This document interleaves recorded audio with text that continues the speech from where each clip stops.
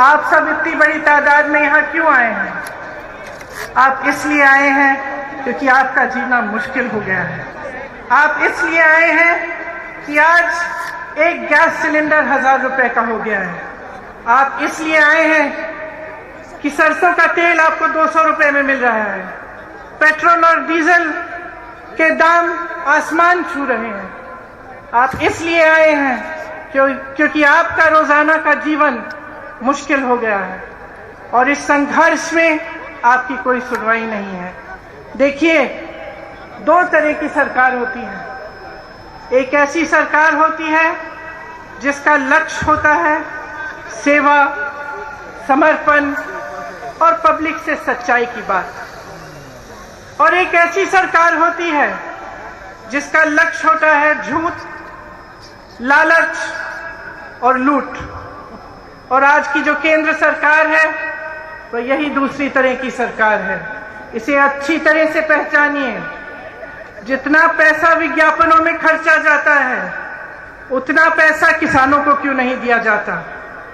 मुझे पता चला कुछ दिनों पहले कि जिस प्रदेश में मैं काम करती हूँ, उत्तर प्रदेश में, उस प्रदेश में सरकार हजारों करोड़ रुपए सिर्फ विज्ञापनों पे खर्च कर रही है, लेकिन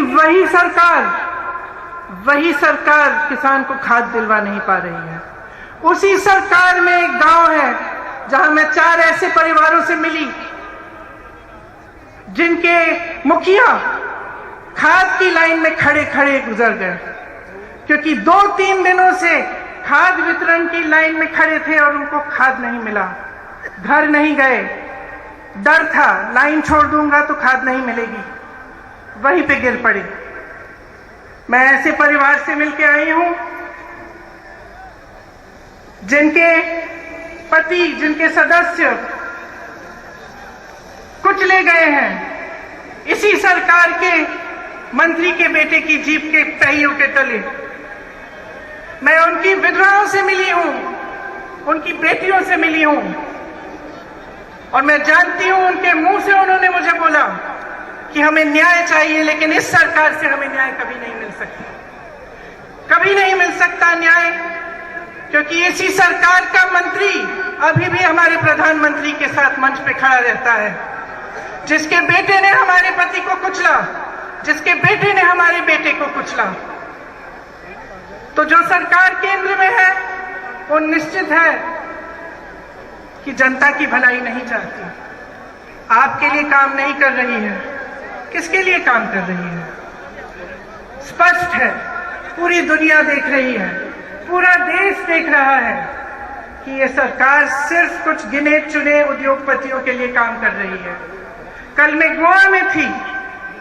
गोवा में एक अनोखी समस्या है, आप चौंक जाएंगे सुनकर, कि एक उद्योगपति के कोयले के लिए ऐसी सुविधाएं बनाई जा रही हैं जो गोवा की जनता को चाहिए ही नहीं। वहां गई, मुझे बताया गया बड़ी बड़ी सड़क बन रही है, किस लिए? उनके यातायात के लिए नहीं, जनता के लिए नहीं, एक उद्योगपति के कोयले को इधर से उधर ले जाने के लिए।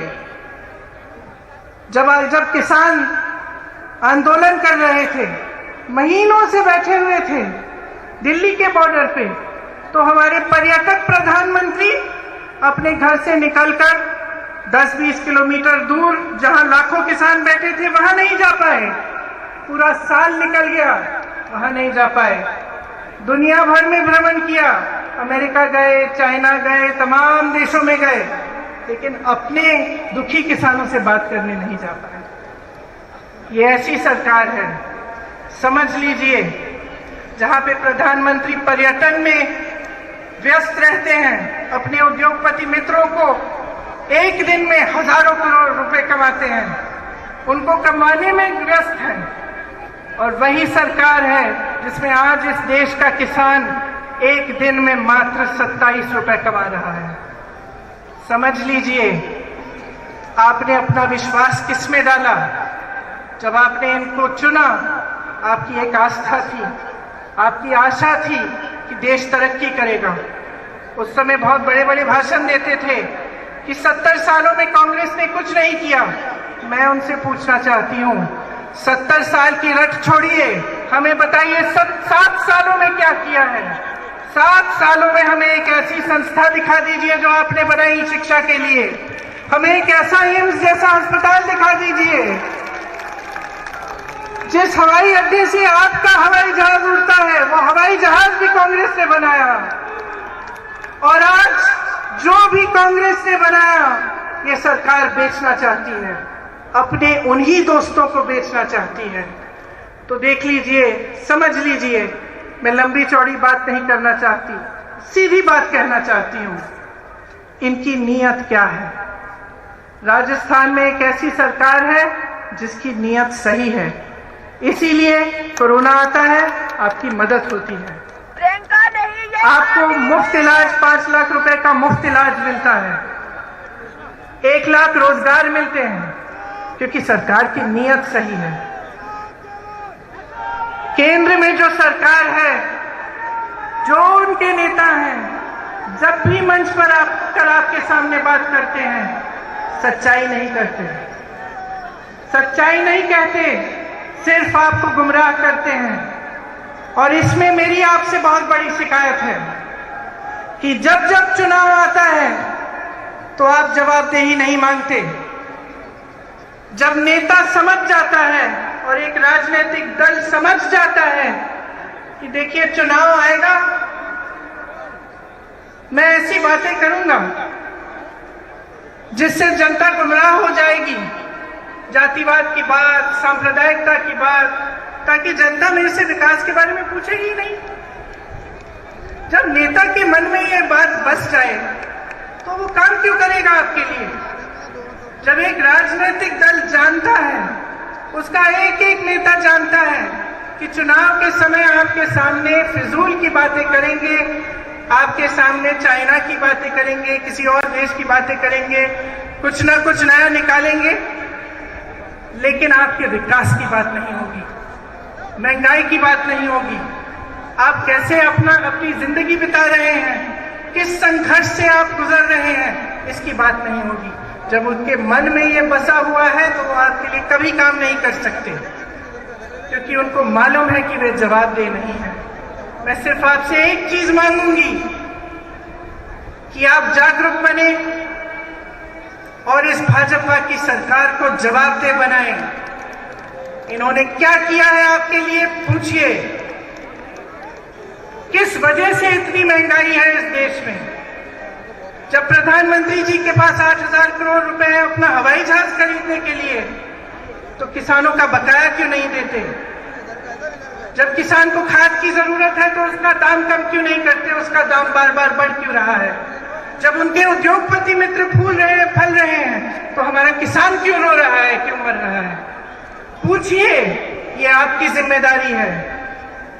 इस सरकार की एक बहुत बड़ी जिम्मेदारी है आपके प्रति, आपका विकास, आपके देश की तरक्की, आपको आगे बढ़ाना, आपके बच्चों को एक मजबूत भविष्य देना।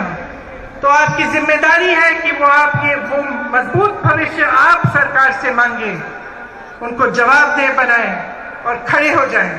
आज ये सभा महंगाई की बात की है, मैं आपसे कहना चाहती हूं कि जिस तरह से आप महंगाई से लड़ रहे हैं हर रोज हम उसी तरह से अपनी जी जान लगाकर आपके लिए लड़ेंगे। ये सिर्फ आपकी लड़ाई नहीं है, ये इस मंच पे बैठे कांग्रेस के एक एक नेता की लड़ाई है, ये मेरी लड़ाई है, ये मेरे भाई राहुल गांधी की लड़ाई है, ये सोनिया जी की लड़ाई है, ये अशोक गहलोत जी की लड़ाई है, और तमाम यहाँ बैठे नेता आपके लिए लड़ेंगे। इस देश से महंगाई हटानी है और इस प्रयास में आप सबको हमारे साथ लड़ना पड़ेगा। एक बार जोर से बोलिए, महंगाई को, और जोर से बोलिए, महंगाई को, महंगाई को। और इस प्रयास में हम बिल्कुल पीछे नहीं हटेंगे, हम आपके साथ हैं, आपकी लड़ाई हम लड़ते रहेंगे। धन्यवाद, जय हिंद।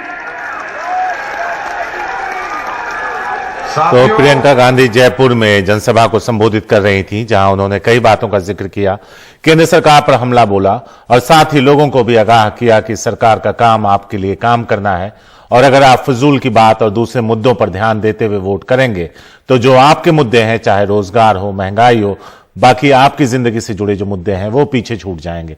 राजनीतिक दल को जिस दिन ये लगेगा कि बिना काम किए भी आपको बरगलाकर वोट लिया जा सकता है, उस दिन सरकारें आपके लिए काम करना बंद कर देंगी।